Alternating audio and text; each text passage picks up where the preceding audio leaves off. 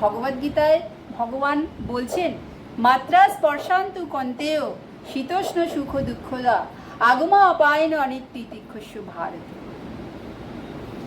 এই সুখ দুঃখ এগুলো হচ্ছে আমাদের শীতকাল, গ্রীষ্মকাল, বর্ষাকাল, শরৎকাল। কি হয়, এক সময় স্টে থাকে না, সেগুলো যায় আবার আসে, যায় আবার আসে।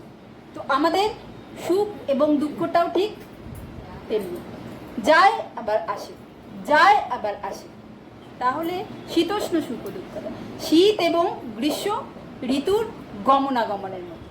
তাহলে যখন শীত আসে, যখন গ্রীষ্ম আসে, সেগুলির দ্বারা কি আমরা খুব একটা, হ্যাঁ যখন গরম আসে বলি খুব কষ্ট হচ্ছে, গরম লাগছে, শীত আছে আমরা সোয়েটার পরি, কিন্তু খুব তো আমরা তার সঙ্গে অ্যাটাচড হয়ে যাই না, সেগুলোকে আমরা সহ্য করার চেষ্টা করি, হ্যাঁ কি না? সেগুলো আমরা সহ্য করার চেষ্টা করি। তো ঠিক ভগবান ভগবদ্গীতাতে বলছে আমাদের সমস্যাও তেমনি। তো সেগুলো যখন আমাদের প্রবলেম, সুখ অথবা দুঃখ আসবে, সেগুলোর মধ্যে ইনভলভ অ্যাটাচমেন্ট নয়, ডিট্যাচমেন্ট, অনাসক্ত।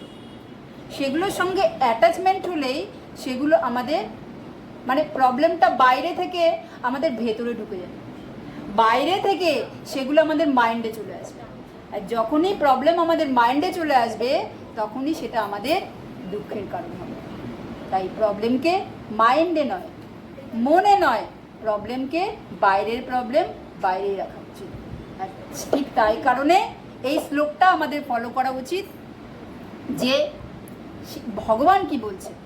যখন সমস্যা আসবে, ভগবদ্গীতাটা খুলে বসলে সেই সমস্যা ম্যাক্সিমামটা আমাদের চলে যাবে।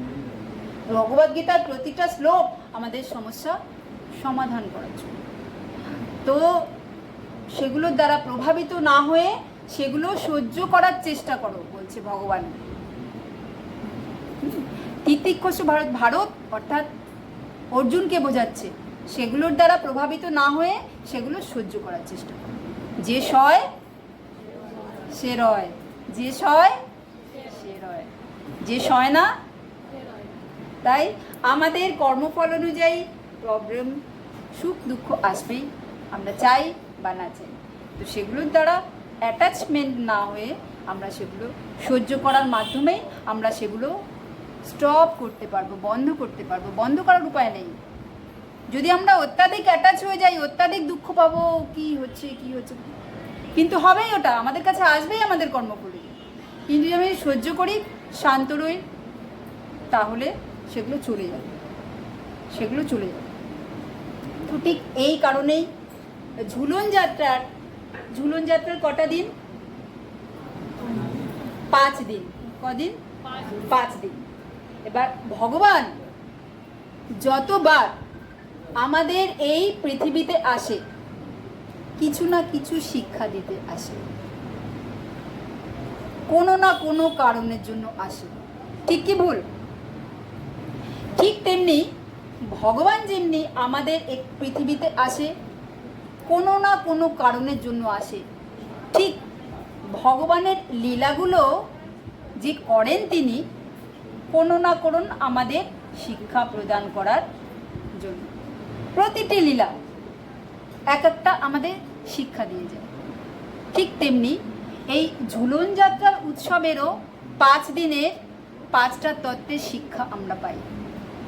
ঠিক ঝুলন যাত্রা লীলাও যে করেছিলেন, তার মাধ্যমেও ভগবান আমাদের শিক্ষা দিয়ে গেছে।